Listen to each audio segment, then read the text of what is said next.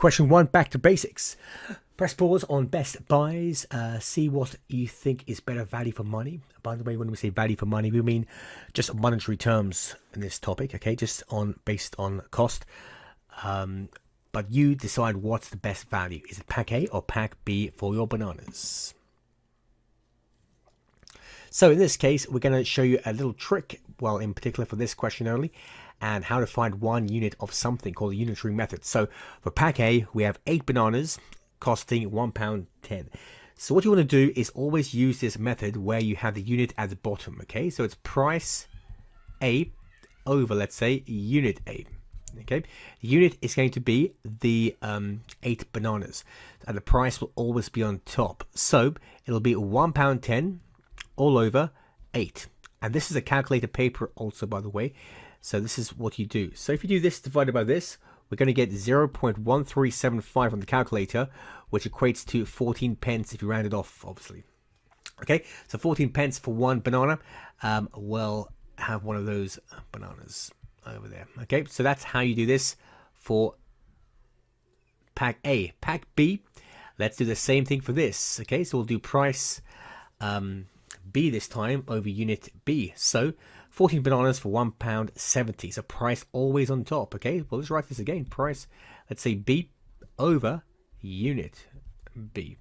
So this will be £1.70, 1.7 all over 14. On calculator, if you do this, we're going to get 0.1214. Round this off, obviously to 2dp, we're going to get 12 pence. A bit cheaper, okay, which is obviously makes sense. The more you buy, the cheaper it gets. So this is what you do for this. It's very simple, but we want to make sure you understand how to work out the unitary method to work out 1 unit. And units could be different things, different questions. In this case, the unit is simply the amount of bananas. It could be weight in terms of kilograms. It could be anything you want, basically, okay? But in this case, it's bananas. Just remember, price is always on top. Press pause, write this question down on proportion and recipes in more particular, and press play when you're done.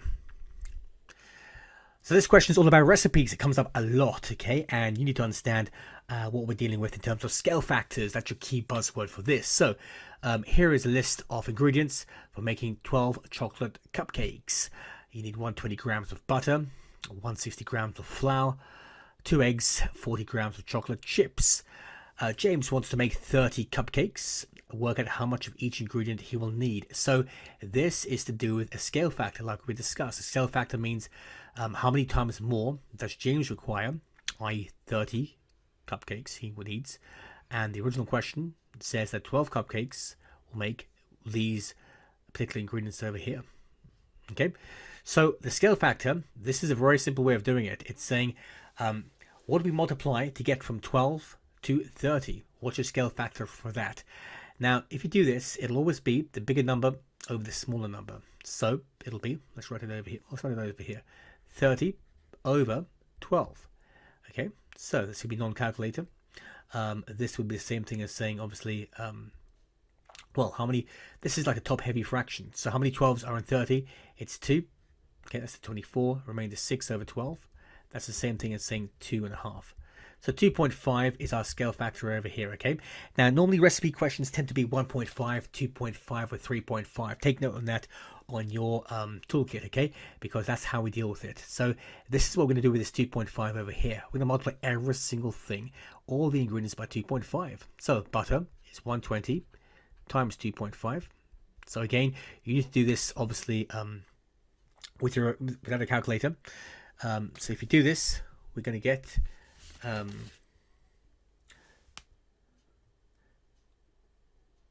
300 grams of butter, okay? And we assume you know how to multiply decimals, obviously. Okay, we won't go take you through that over here.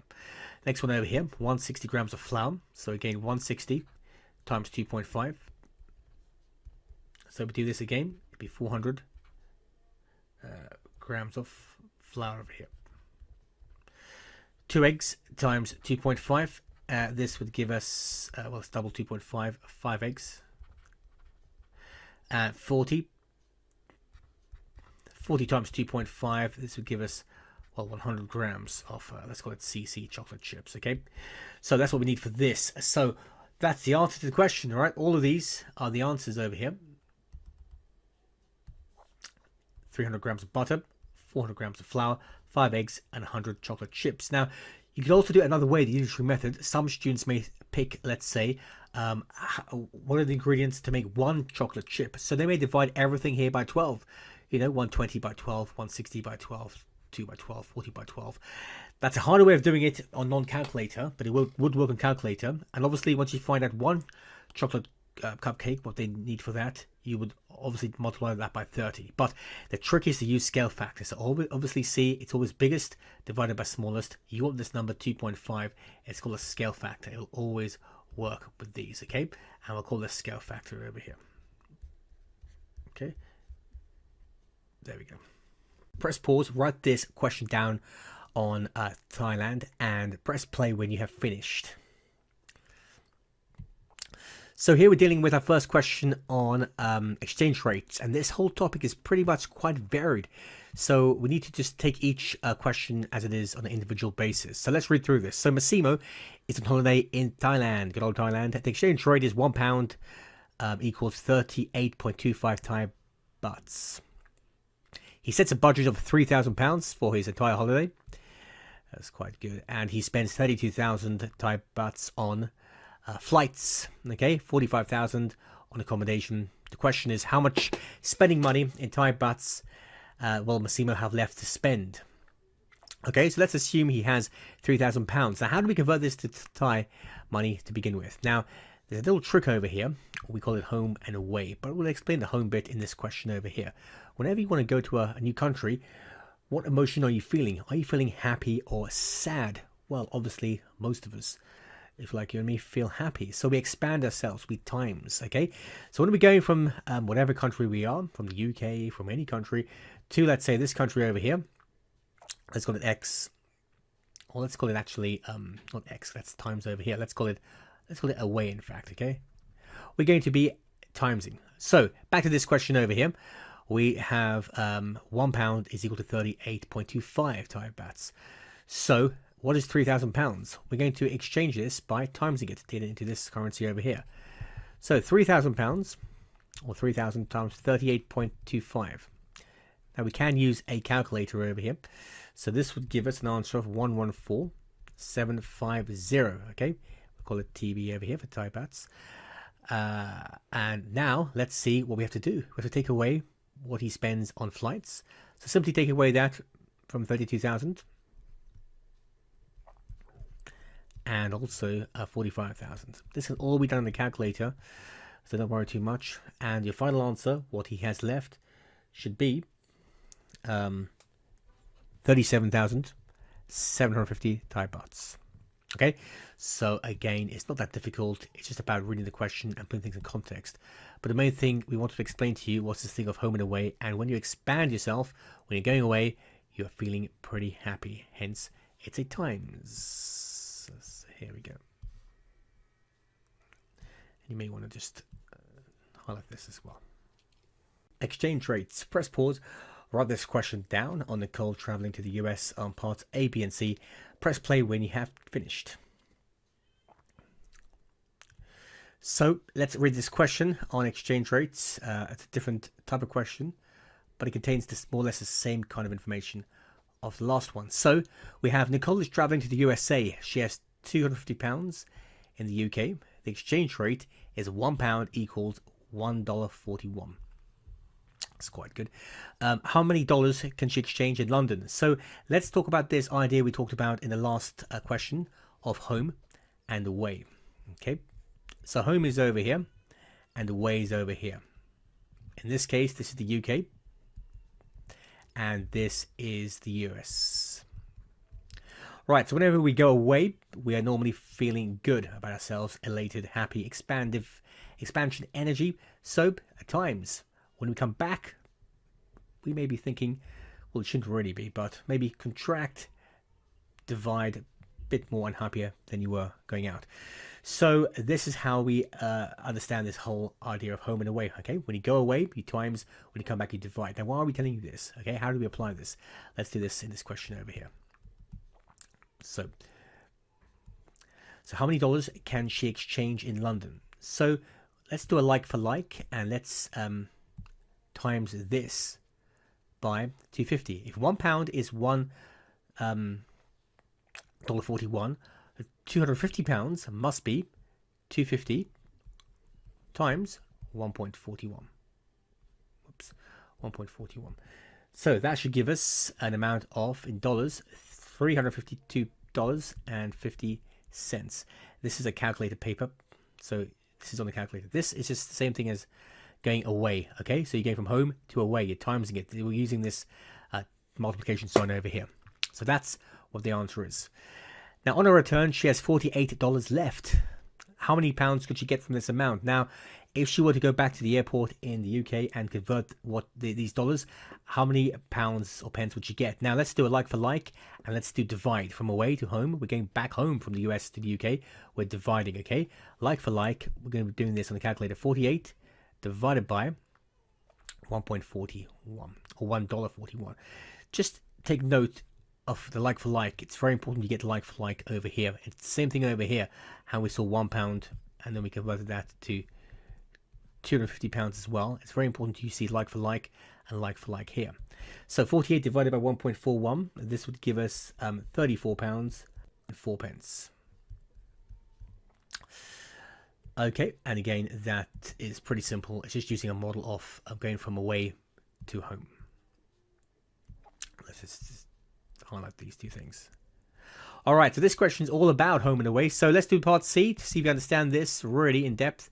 If the dollar strengthened, okay, the dollar that is, on Nicole's return, what effect would this have on the amount that Nicole could exchange back into pounds?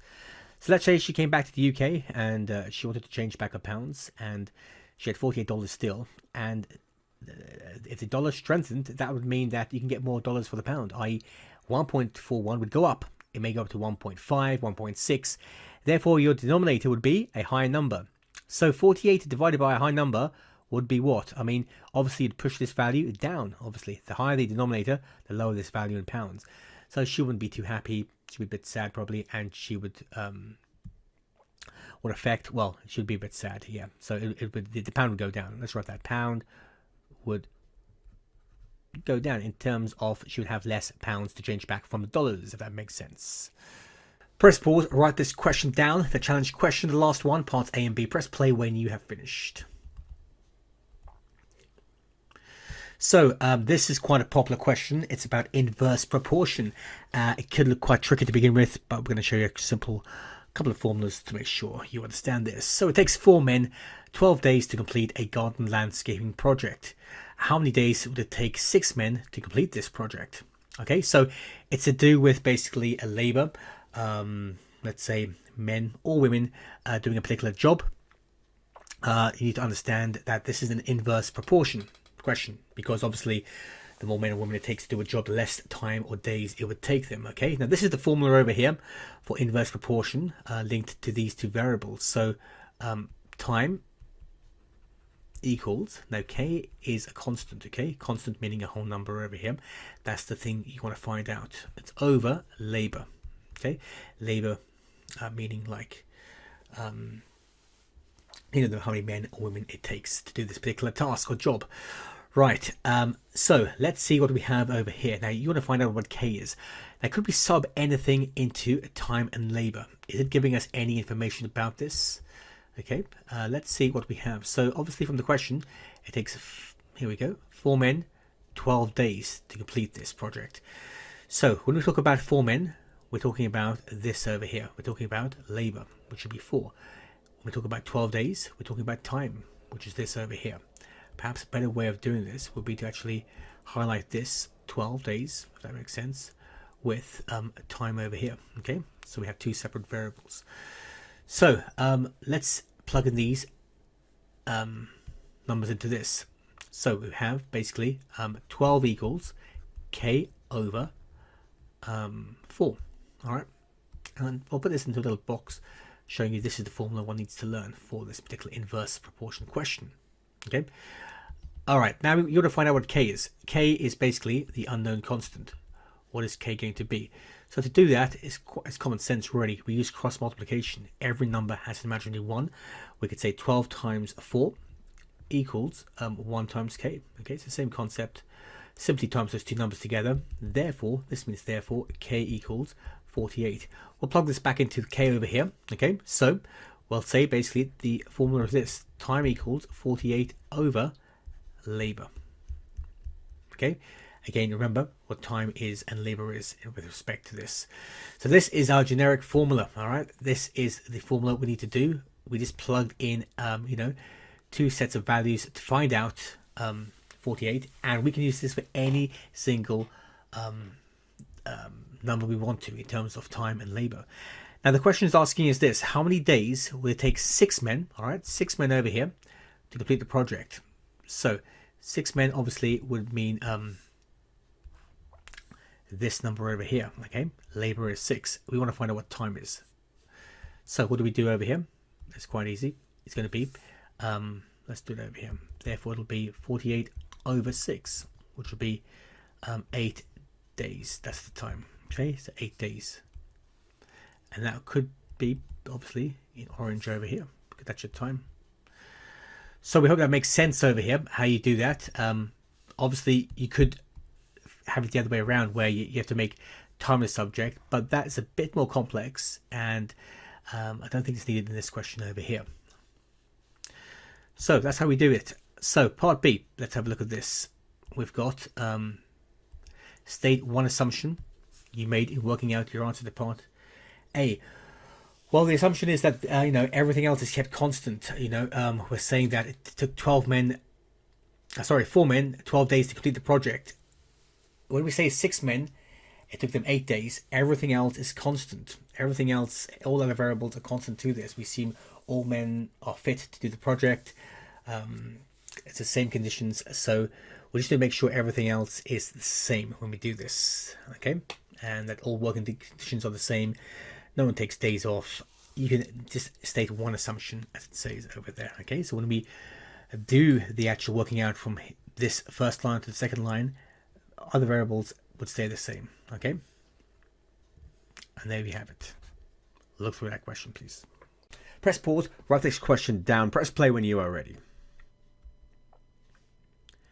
So this question again we're dealing with now, y is directly proportional to the square of x. It's very important to understand the wording. The wording will always be, i.e. writing within the question. So this is saying directly proportional to the square of x. Highlight that. Those are the things you need to know for this. And always they give you your values to substitute as well, which we're going to highlight here in the green. Okay, so express y in terms of x. So we're dealing with direct proportion. Step one of this is to proportion type. Let's understand our proportion type over here. And that was exactly what we said at the beginning. So this is y is directly proportional to the square of x. This is the proportion sign over here. We're going to put over here x squared. Let's write this in a mathematical term. So y equals kx squared. So this is actually what we want to deal with over here. So that's basically step one. Proportion type, choose them.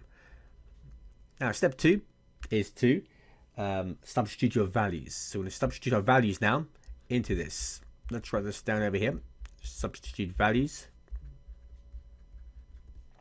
So we have y equals 10 and x equals 2. Let's sub these into here. So we have 10 equals k2 squared. Therefore 10 equals 4k. So we've substituted our values into this. Step 2. Now step 3 is to find k and obviously write the final formula for this. So we want to find k over here, which is very, very simple now. And write formula. So if we do this, if we just make k the subject from over here, we have 10 divided by 4. So 10 divided by 4 would give you k. So therefore 2.5, k would equal 2.5. Let's write this back into our formula from over here.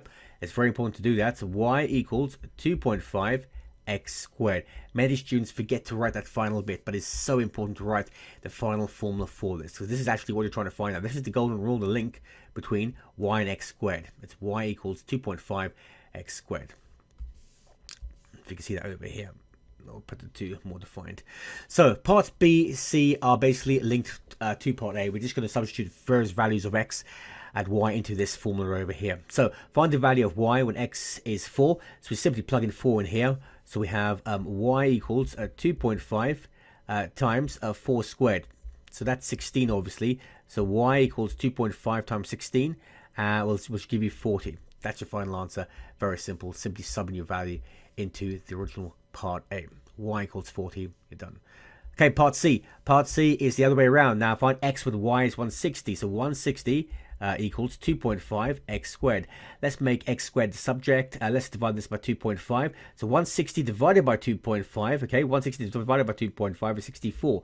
64 equals x squared. Therefore, x would be the square root of 64, which would be, well, let's write it like this, and then x would equal 8.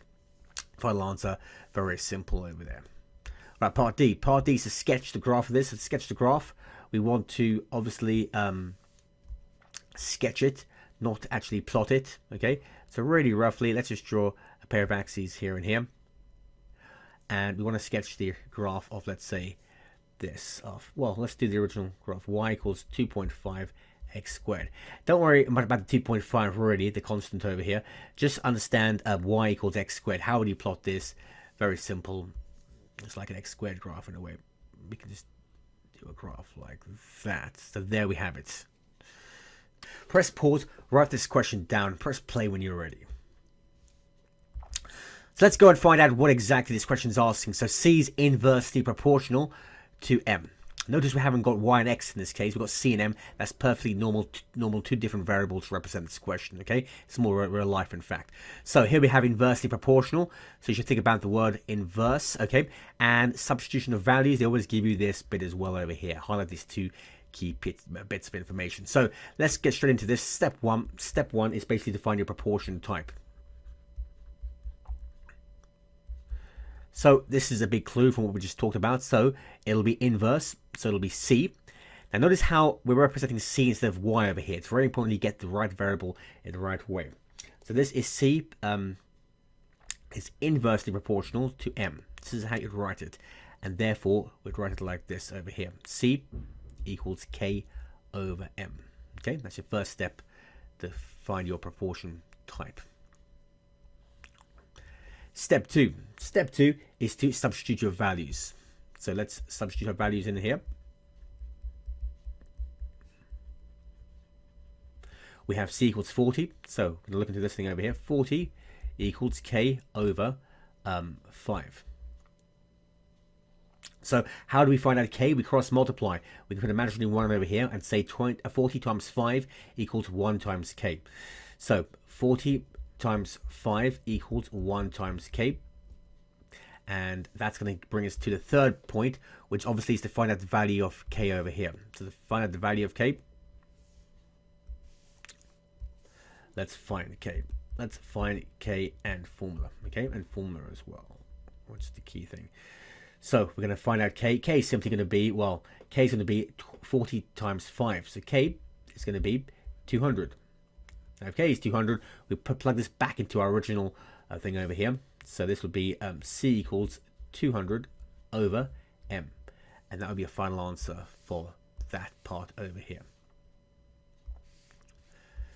So let's just highlight this nicely, and let's just put a nice rectangle over this final bit here. There we go. So everything we do now in parts B and C are simply going to be referred to part A over here. So find the value of C when M equals 10.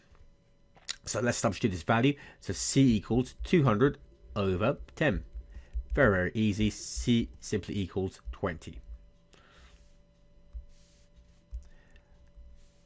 So part C, find the value of M when C is 25. Let's just rearrange it again and do the same concept. So C is 25 this time.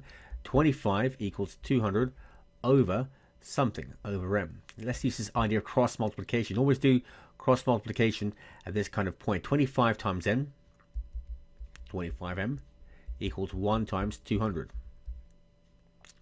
So therefore m would be 200 over 25, which would simply be 8. So again, it's very, very simple in fact, parts B and C. It's just a method that you need to play with, really.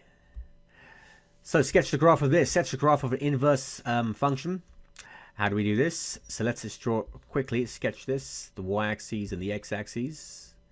And this would be the inverse function. So we really want to sketch this, y, or c rather. Well, let's make it y, in fact. Y equals 200 over x. Same concept, basically, as saying this, c equals 200 over m.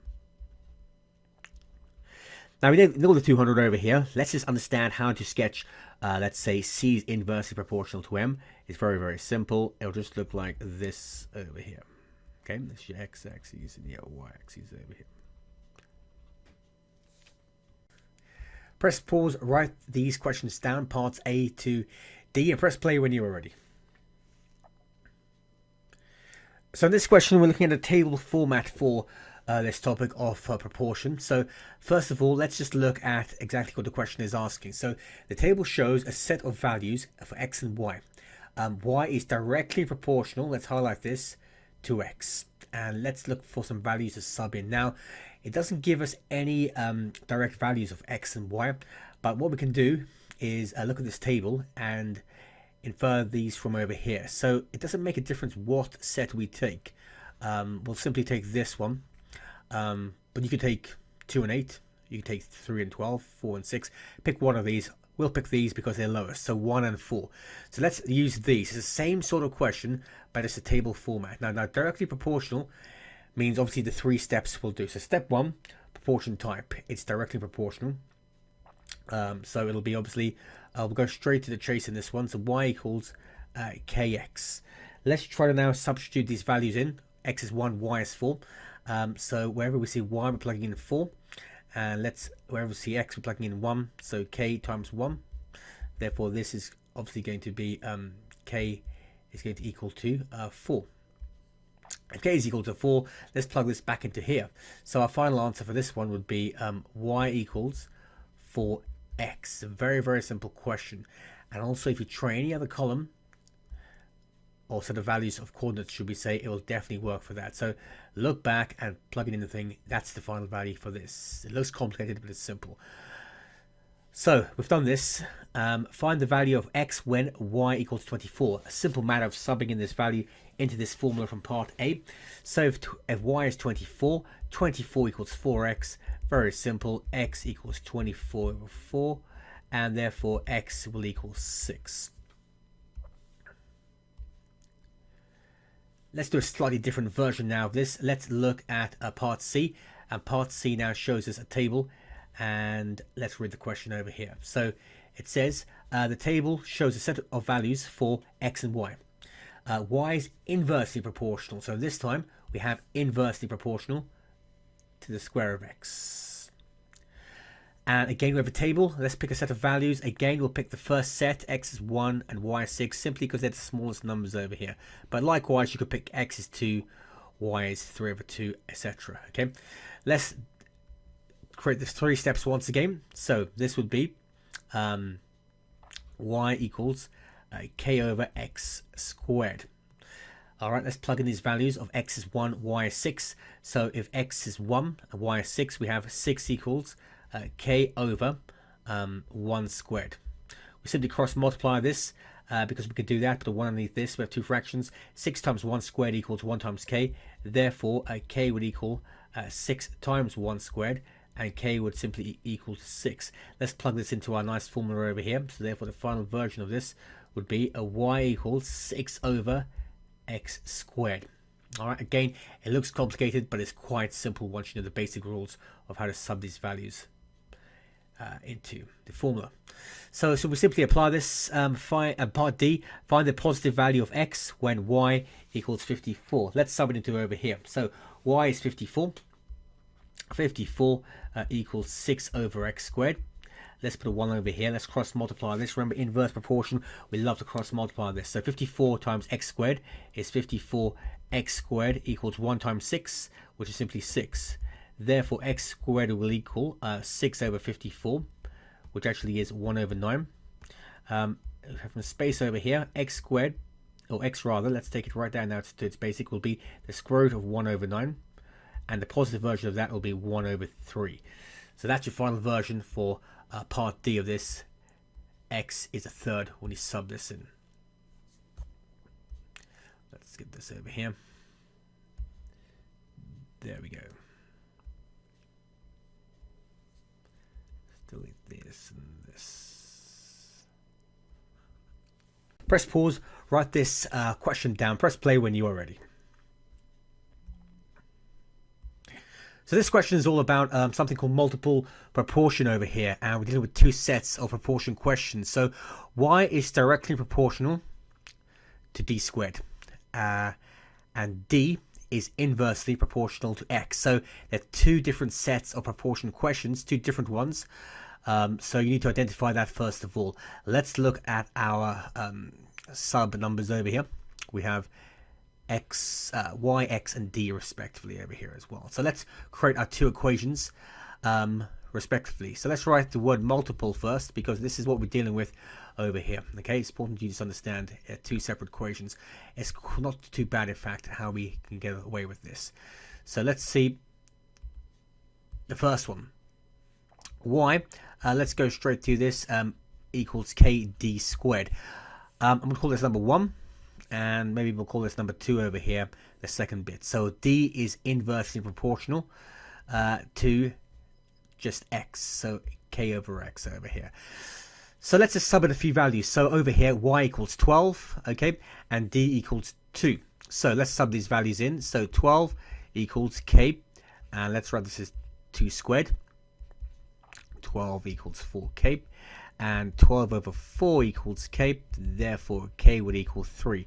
Let's plug this into the final version of this. So let's write our formula. So y would equal 3d squared. So that's the first bit over there. The 3 steps we did quite quickly within that. So y equals 3d squared.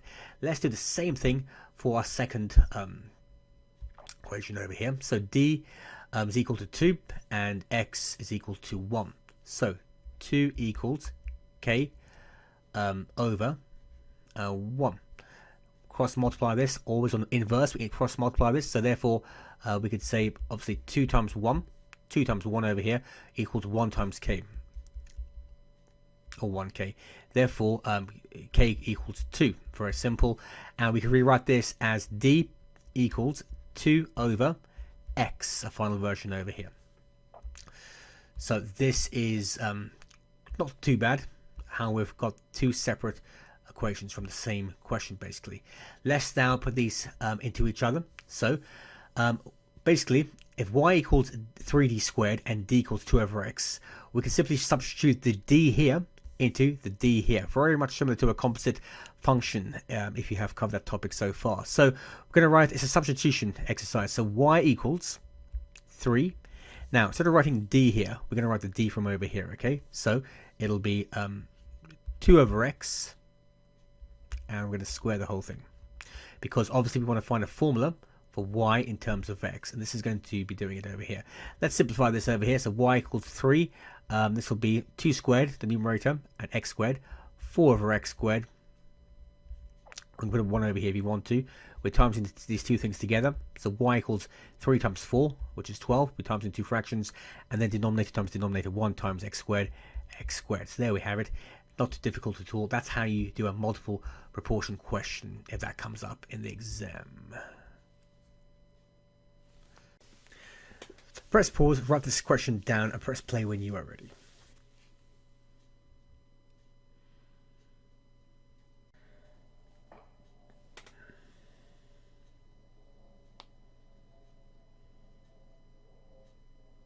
Let's now write this question down, the final question, a grade 8 non-calculator question.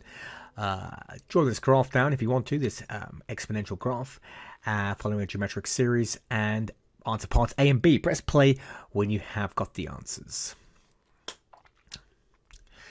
This kind of question is quite familiar. It's quite popular in terms of this topic, geometric progressions.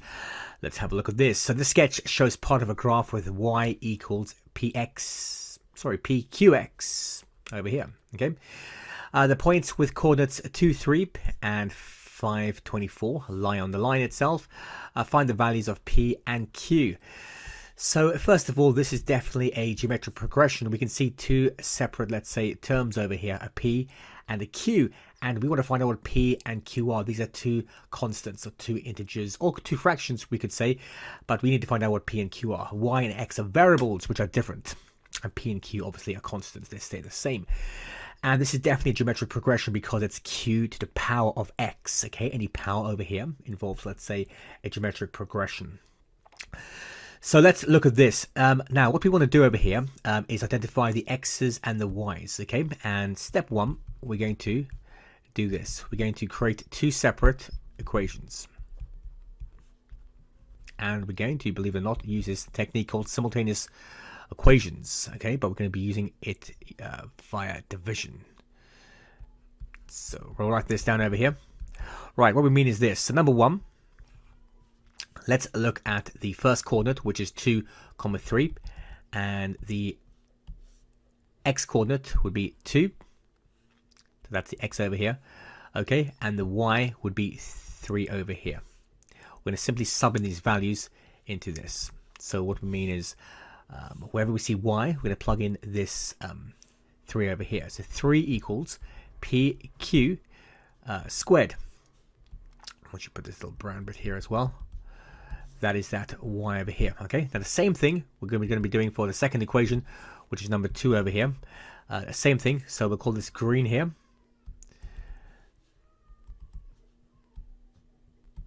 This is now your x value, and your corresponding y value would be over here too.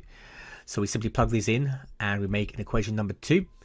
So y is 24 this time. 24 equals p, q, and x would be simply 5 over here. Now what we do this. We divide. Okay, it's the first time we're going to see a technique where we're going to divide by simultaneous. I'll do 2 divided by 1. Okay, it doesn't matter which way around we do it, but try to use the high number on top if we can. So 24 divided by 3, this will give us 8. P divided by p, that's 1. We don't have to put that there. Q to the power of 5 divided by q squared. When you have powers, we take them away. So 5 take away 2 is q to the power of 3. Hence, therefore, if we cube root 8, q would be 2. So that's one solution over here. Q is going to be 2. Let's show you over them. So q is definitely going to be 2. Now let's do the same thing we normally do with simultaneous equations. We're going to now do step 2 and sub this in, okay, to whatever is easiest. Okay, we'll do number 1 because there's smaller numbers over here. Sub into number 1. So wherever we see basically a wherever we see q, we're going to write 2. Now we have 3 equals p 2 over here squared. All right, we want to make p the subject. This is the same as saying 3 equals 4p because 2 squared is 4. I'll put the 4 in front. Therefore, 3 over 4 equals p. All right, so we have a value of p now, which is really good. And obviously we had the value of q earlier on. That's the same thing as finding x and y in this normal simultaneous. So well done, we've got those two values. That's what the question is asking over here. To find those two values, we could simply write the equation now. You don't have to, but we could write it like this if you really understand it. Keep the variables the same. Y equals, so q, or p rather, this time is 3 over 4. Q is going to be 2 from that over here, and this is x over here. This is our generic formula. This is the formula of the graph we have on the right hand side. Okay, this exponential or geometric progression is the same thing as this one over here. We can show that with an arrow. Let's now attempt part B of this question, which is simply applying what we know already from part A, i.e. plugging in a coordinate into the equation we have already. And let's say finding out in particular this value of k. So another coordinate which lies on the line is k, 12.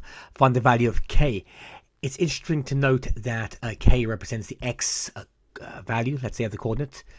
this is x, and this is obviously y over here. Okay, so we could say that x equals k, and also y equals 12. That's quite a good assumption to make at the beginning. We want to find out the value of x in a nutshell.